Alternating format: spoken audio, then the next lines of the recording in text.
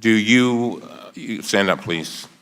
Do you swear or affirm that the testimony you are about to give is the truth, the whole truth, and nothing but the truth, so help you God? I do. You may be seated. Much has been made about the fact that we have said that this is a manufactured crisis. And in many ways, it is manufactured in that it is wholly unnecessary. It is unnecessary to separate children from their families. It is unnecessary to have a policy to detain innocent women and families that have harmed no person and are legally seeking asylum in the United States of America. And these are the women that we spoke to. It's their handwriting. And while we are being asked to speak only to officers, we are not getting the accounts of migrants, of their treatment, of what they are experiencing. And so when these women tell me that they were put into a cell and that their sink was not working, and we tested the sink ourselves and the sink was not working, and they were told to drink out of a toilet bowl, I believed them. I believed these women.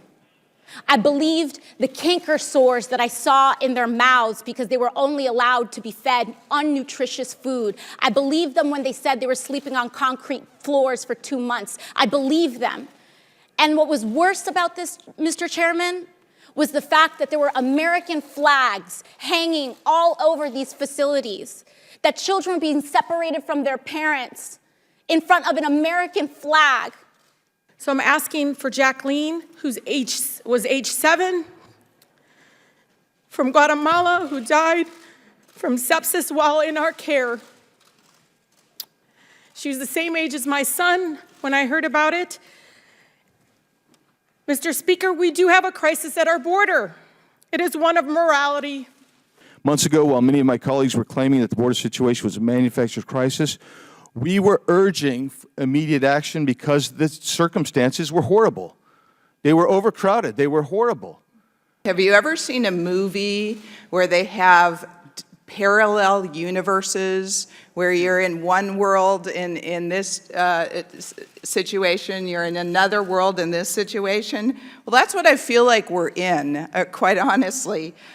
In some of my Democrat colleagues' worlds, they seem to think that all of a sudden, out of the blue, thousands of illegal immigrants showed up at the border and are just oblivious to the year-long calls by Republicans and some Democrats for years for immigration reform, knowing that our loose immigration laws are what's incentivizing people to come here and what's causing the crisis. Separating children from their mothers and fathers causes damage that may endure for a lifetime.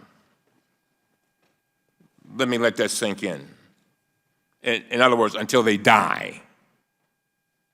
The Trump administration adopted this child separation policy intentionally, purposefully, as a tactic to deter people from coming to the United States and seeking asylum.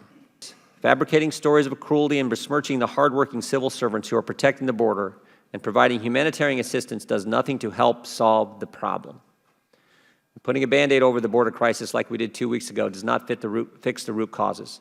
Democrats are serious about solving the border crisis, and let's address the Flores settlement agreement. Let's address asylum loopholes and the other statutory and judicial constraints that incentivize aliens to make a dangerous journey to the United States.